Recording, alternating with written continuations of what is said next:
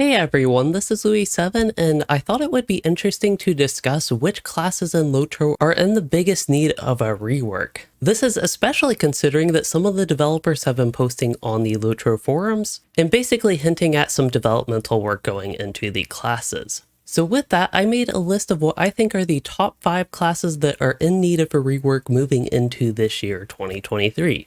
Now the list isn't in a particular order, but we'll start off with the Line Beorning because that is one that I am very passionate about needing a rework.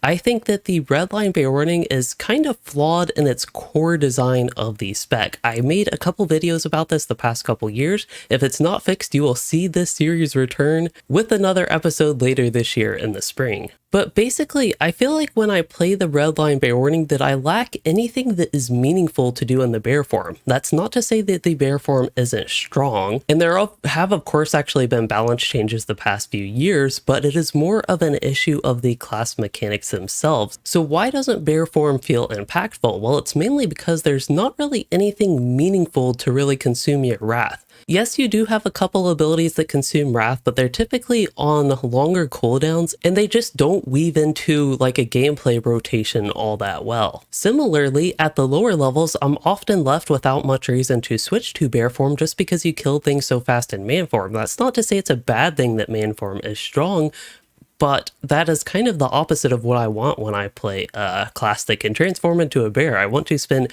most of the time, not necessarily all the time, but most of the time in bear form. So in short, the biggest thing that I think that the Line Beorning really needs is some meaningful wrath consumption mechanic. Currently, you are motivated to stay at high wrath, and you don't have a good short cooldown ability to actually consume wrath and have it do so in a meaningful way that actually feels impactful to your gameplay. I think a great comparison is the claw swipe ability with the Line Beorning. If they made an ability like that universal to all the specs of the Beorning, I think that would go a long way to making the gameplay feel a bit better.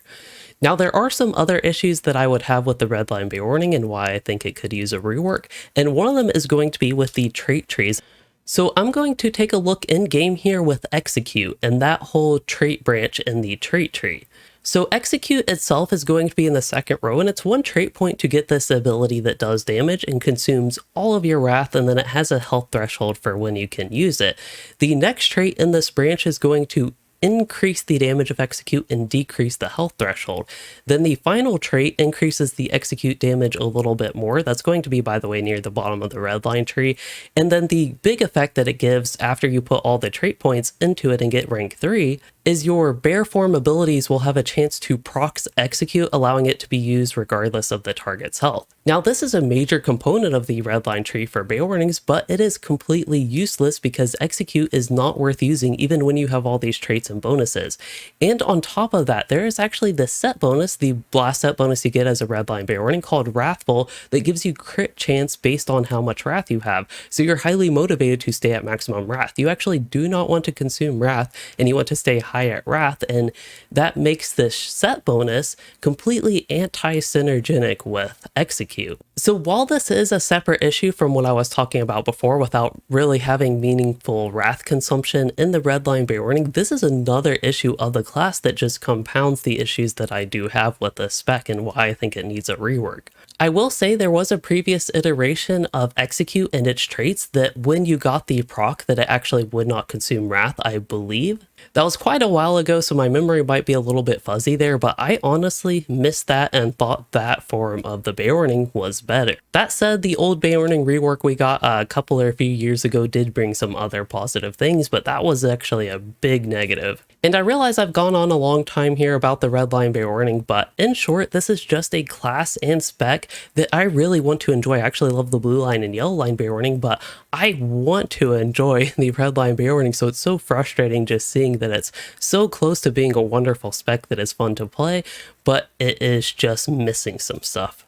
The next class we have on the list is the Lore Master, and this is not going to be very spec specific, but we'll get into some details on the blue line as well. So with the Lore Master, the biggest thing that I think needs rework is the pet system. There are a few issues with the pets, and it starts at low levels. So at low levels, your pets do a lot of damage, and they give you false expectations for how strong the pets are, because at high levels, they do not scale well, especially at really high levels. The actual damage the pets do is very little, and they're mostly used for their debuffs at that point. It's not bad that they have effectful debuffs that are actually useful, but it is very different from the low level experience on the Lore Master. So if you're leveling a Lore Master, you will notice in your progression that the pets just get progressively weaker, and then they really stop scaling around the high levels when you get to triple digits, and it's just a bad feeling overall in the Lore Master. It's almost like a completely different class fantasy than it was at lower levels. Okay, that might be a little bit extreme, but to get to the other issue with pets, it's how they are used in group content and in raids to use them optimally. So this goes basically completely against what I envisioned the Lore Master class fantasy to be, friend of all these animals, is that you basically summon a pet, let them use their debuffs, unsummon that pet, get your other pet, then let them use their debuffs, and keep doing that over and over again. You basically use the pets in rotation just to get their debuffs. And I will say that I am definitely not the only person that finds like issue with this and feels like it goes against the class's idea, because I have talked to a few different players that I play with regularly that feel the same way, and they do not like that mechanic. And I think it's just really unfortunate because of how much of a pet focus the class should have. And then they just have these issues with the pets that almost make them more annoying to think about than anything. Now, outside of pets, how is the gameplay overall for the Lore Master? I think it's actually pretty decent. I'm not the biggest fan of support, so I don't really play that one and don't have much experience with it. I typically play the red line and blue line. While the red line gameplay flow can be a little bit odd and sure it's not always the strongest, it's pretty good overall, I think. Now, where I run into more issues is going to be with the blue line, the pet themed spec that just doesn't really do much, partially because of a lot of these issues with the pets and their scaling at high levels.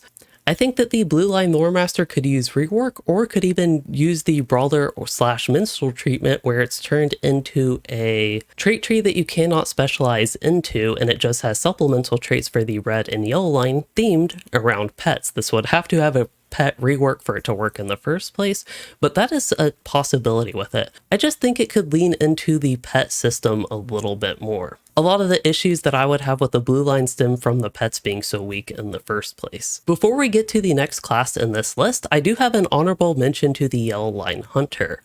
Now, I actually find the Yellow Line Hunter to be somewhat fun, but sometimes I feel like it lacks an identity. It's of course called the Trapper of Foes, so it seems to have a trap identity, and that's the biggest theme of the class, but you don't have that many traps. This is especially true when it gets to group content, but it's also true that not necessarily every spec has to be the best at group content, but I just feel like it could use a little bit more identity than just trapping. It does have some damage over time themes, it has its target dummy, it has explosive arrow, a few different exciting things, but it just seems to lack a core outside of traps. So if I were to rework the Yellow Line Hunter, the first question I would ask myself is, after you've trapped your enemies and used your traps, what is there left for the Yellow Line Hunter to make it special? I also think it's a spec that could use the blue line treatment, and that you should be able to cast on the move, because that goes well with the theme of being able to trap enemies and being a little bit more survival based perhaps than the other specs. But to get on to the next class, we have number 3 here, which is the Blue Line Warden. So you all probably know that the Warden is my favorite class in the game. I love all 3 specs on it, but unfortunately the tanking is a little bit in an odd state. Overall, it's just not as good as the other popular tank choices, and there are a few more specific issues with it. One of them is going to be lack of emergency button. The second is going to be how much work you have to do to get your mitigations and defenses up. So technically you can get some decent defenses on the Warden, but it takes a long time in combat using your gambits.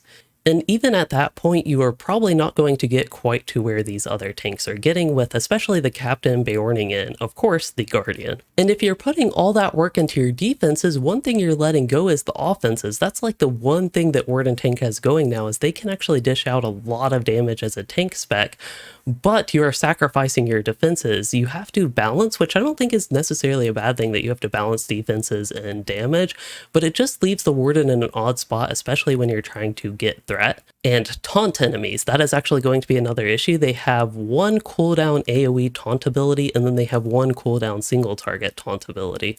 On top of all that, they don't really provide support. So actually, this wasn't supposed to be just a rant on why the Blue Line Warden is bad. I suppose that is a way to explain why it needs a rework. It has all these issues going on with it. There is also the other thing that other players will talk a lot about with it being a BPE-oriented tank, which means block, parry, evade. It's basically an avoidance-based tank. You want to physically avoid enemy attacks. That goes well with the Warden class fantasy, being more agile rather than being a big, heavy Guardian tank that just blocks all the damage and mitigates it all, I mean, just so we don't get our terminology mixed up. But yeah, then there's the issue of all the content in the game. At least a lot of it is designed not around BPE tanking, and BPE tanking isn't considered to be really viable. Now, one issue is if they, in the future, just decide to make like BPE tanking viable, is what happens to all this old content? It still exists in the game, and that would mean the Warden's still not going to be particularly good at it, tanking it. So as you all could probably guess, with the Warden being my favorite class, I could probably sit here for hours just talking about the Blue Line Warden even, never mind the other specs, which I think could use a little bit of love and care and some updates, quality of life touches, and things like that. We'll go ahead and set that aside for now, and just in summary, I will say the Blue Line Warden could really use some love and an increase in its viability, especially considering the class was first advertised as more of a tank defensive class. And I think now is a perfect time to give an honorable mention to another tank spec that is not played that much, which would be Blue Line Champion.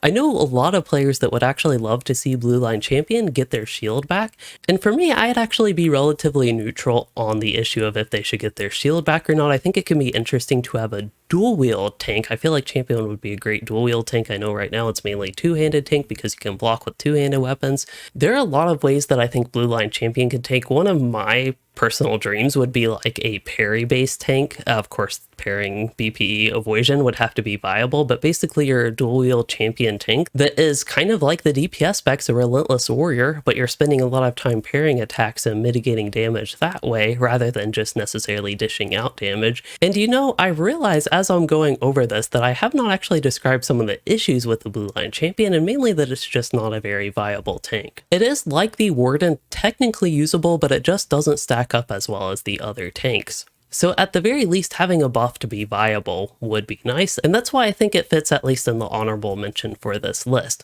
But next up, we have another traditionally considered tank class with the Guardian. And with that, the first thing is going to be the Yellow Line. The Yellow Line seems to lack a little bit of identity right now. It's kind of an in-between offensive and defensive tank, but it doesn't do either particularly well. It is a technical tank spec in that you'll draw additional aggro compared to other DPS specs, and you have bolstered defenses and all that standard stuff with a tank spec, but it just doesn't stack up compared to the Blue Line Guardian. And then if you're looking for more of the damage end, it doesn't really stack up against the Red Line Guardian. We'll get to the Red Line Guardian at the end of this Guardian section. But yeah, I think the Yellow Line just seems to lack something. It doesn't really offer much for the class, and I don't think it fits in really with the whole class fantasy of being a Guardian. This is another one that I think could be a contender for having the specialization itself be removed, but then still have that trait tree fill supplemental traits for the Red and Blue Line Guardian. But overall, in my experience, the Yellow Line Guardian just doesn't quite, again, have much of an identity or reason for existing right now, which is not particularly great. That said, there are definitely some fun elements with it, and that's why I think it could be great as a supplemental treat to give some of those elements to the other specs with the Red and Blue Line Guardian, just to make them better and feel more well-rounded and complete. So on that note, let's get to the Red Line Guardian. So you all probably know, I actually love the Red Line Guardian. It's one of my favorite melee DPS specs in the game, even compared to Champion. That's not to say it's better than the Champion, but I just have more fun playing it. But it feels like there is, once again, a lack of identity. It used to be you would build a stacking bleed, and that was pretty fun. And right now you have the parry chain, you have heavy hitting abilities, you have some bleeds, and it just seems like it's all over the place. I think to an extent that can be fun, but perhaps giving the class an additional thing to tie everything together could be nice, and I definitely do think that helps, in addition to all the Yellow Line stuff that I think could be improved with the Guardian. That's why I think it can fit here in the rework list. Before we get to number 5 on the list, we do have another honorable mention with the Red Line Brawler. This is, of course a new class that has only been out a little bit over a year. Aside from me not particularly feeling drawn to the class fantasy of the Brawler as a whole, I felt like there were some issues right off the start with the Line Brawler. And while there have been some balance changes, I remember Pummel as a particular ability that was kind of, for lack of a better word, it was kind of sad that it just basically had no use and it was always outclassed by other abilities. There were also some things with the mechanics of how your metal builders and consumers work together, and there just seemed to be a little bit of a lack of synergy between all that. That said, with this being a new class, it's one that I have not played too much, and I have not seen much feedback about the class overall from the community, so I'm actually more interested in hearing what you all think. While I don't find Line Brawler to be the most fun, and I think it can use some improvements, so let me know what you think, and that is basically why it's only an honorable mention here. And now we get to the next class that I think could really use a rework this year, and this is going to be the Captain. Now, the Captain as a whole is not actually particularly bad. I like the idea of having a tank spec with the yellow line. I like the idea of having a healer spec with the blue line. Now, I will say with the healing spec, the blue line, I do think that could be a little bit more viable. I would love to see that. And perhaps have a little bit more reason to exist compared to just having a red line traded captain, put some points into the blue line. So I do think it could use some work there.